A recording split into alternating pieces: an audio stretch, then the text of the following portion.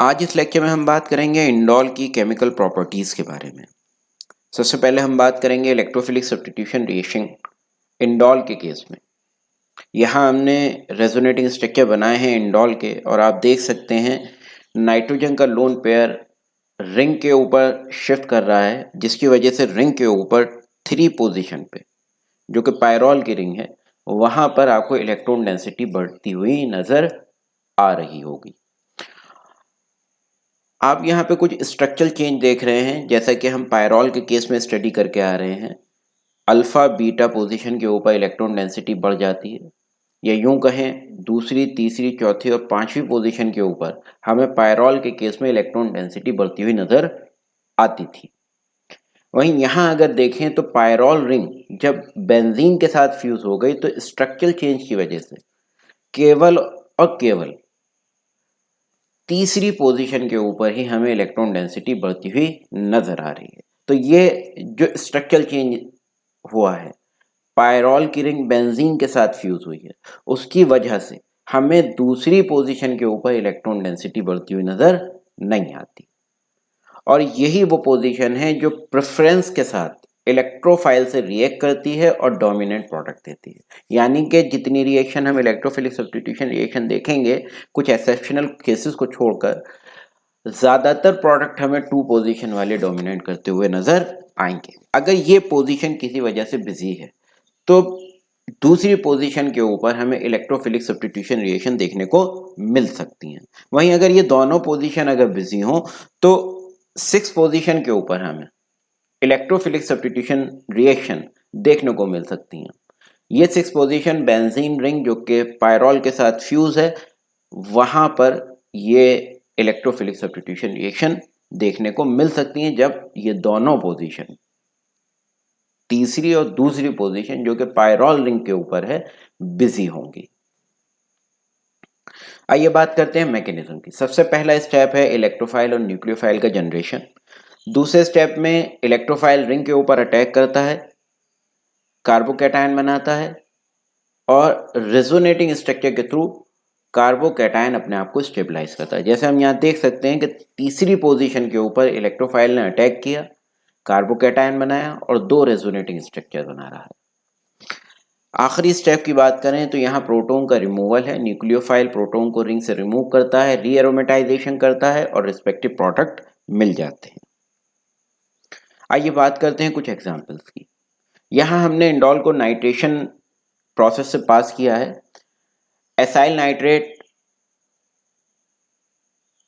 Sodium ethoxide के presence में indole के साथ रिएक्ट करता है और हमें 3 नाइट्रो इंडोल डेरिवेटिव मिल जाते हैं। वहीं अगर सल्फोनेशन की बात करें तो ये एक एक्सेप्शनल केसेस है। इसका कोई रीज़न हमारे पास नहीं है, क्योंकि किताबों में भी इसका कोई रीज़न नहीं दिया हुआ कि 2 पोजीशन पे सल्फोनेशन क्यों डोमिनेट कर रहा है, हमें यही एक प्रोडक्ट क्यों मिलता है। यहाँ अगर देखें तो इंडोल सल्फर ट्राईऑक्साइड के साथ बेस के प्रेजेंस में रिएक्ट करता है और हमें 2 सल्फोनिक एसिड डेरिवेटिव देता है।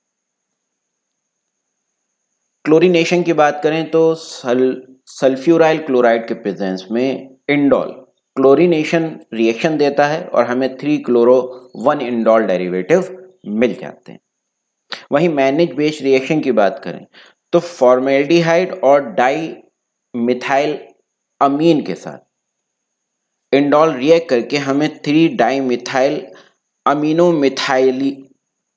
मिथाइल इंडोल डेरिवेटिव देता है, जिसे हम ग्रामीन भी कहते हैं। गटरमैन फॉर्माइलेशन रिएक्शन की अगर बात करें तो हाइड्रोजन साइनाइड HCl के साथ इंडोल पर रिएक्शन शो करता है, जिसकी वजह से हमें मिथानमाइन डेरिवेटिव मिलता है और ये मिथानमाइन डेरिवेटिव हाइड्रोलिसिस के बाद हमें 1H इंडोल 3 कार्बोल्डिहाइड देता है। ये मेथड एल्डिहाइड बनाने के लिए इस्तेमाल किया जाता है। विल्समेयर हैक रिएक्शन की बात करें तो डाईमिथाइल फॉर्मामाइड POCl3 के साथ इंडोल से रिएक्ट करता है और हाइड्रोलिसिस के बाद हमें 1H इंडोल 3 कार्बोल्डिहाइड देता है। ये मेथड भी इंडोल की एल्डिहाइड बनाने के लिए इस्तेमाल किया जाता है। मर्क्यूरेशन की बात करें तो इंडोल मर्क्यूरिक एसीटेट के साथ रिएक्ट करके 2,3 डाई एसीटो मर्क्यूरो इंडोल बनाता है।